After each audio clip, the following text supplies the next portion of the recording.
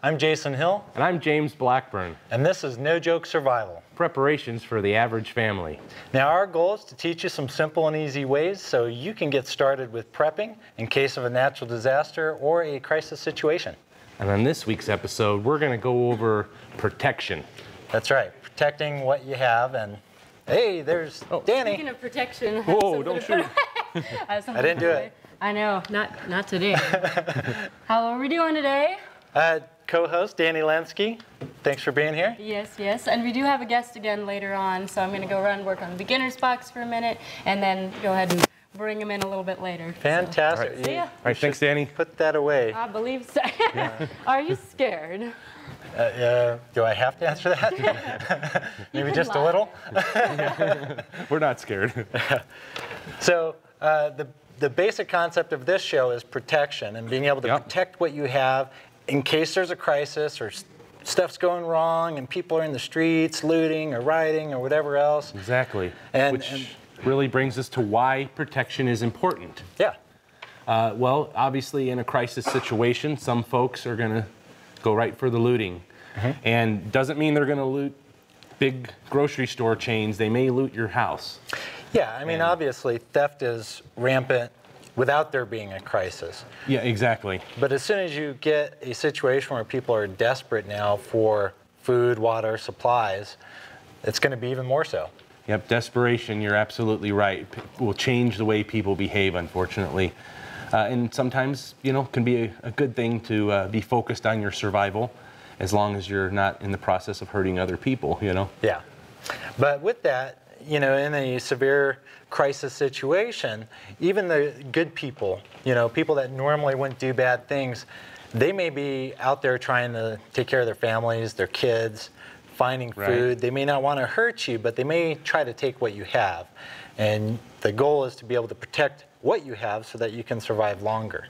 Right, and then hopefully while you're protecting yourself and your stash of food and water and whatnot, the crisis situation will pass and life will hopefully get back to normal after that. You know, it depends on the kind of situation that you're in, of course. Yeah, and along with that, you have to be in the right state of mind to be able to protect yourself. You know, how far are you willing to go if someone's breaking into your house to steal or rob from you? You know, and these are things that you kind of got to think about ahead of time to know what type of weapons and or lack thereof you're going to protect yourself with. Right, and to the weapon thing, real quick, one thing that people don't think about a lot is learning how to use it. That's right. You know, it seems like a gun is just point and click, but there's so much more to it than that. So it's very important that folks take the time to not only put in the back of their mind these situations that could come up, but to also practice using these sort of things. Sure. You know, if your form of protection is a baseball bat, go out to the range and swing that thing a few times and, you know, just get used to how it feels to swing it. Exactly. And there's even safety classes you can take for firearms and stuff like that to learn how to, you know, use them properly without getting yourself injured or killed, possibly, That's right. And one thing you mentioned to me earlier was that those who are unprepared will look for those who are prepared.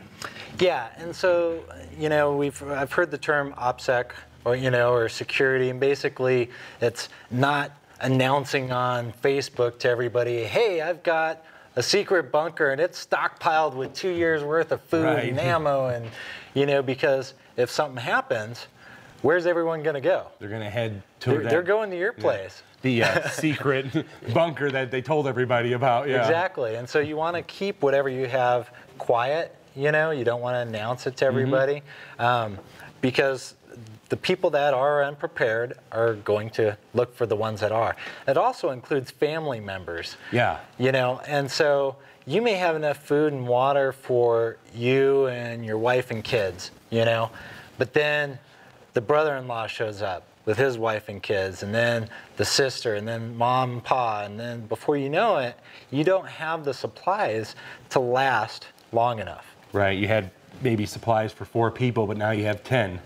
And you're not going to obviously turn away your own family, you know? Yeah, and so, you know, maybe you have a neighbor. Are you willing to turn away your neighbor in order to keep those supplies for you and your family? Right, which actually comes into another thing too. If the neighbor and you team up, I mean, then you maybe have a stronger network. Hopefully, you know, you got those supplies that you can Yeah, do stuff and we'll with, talk so. more about that when we come back from the break.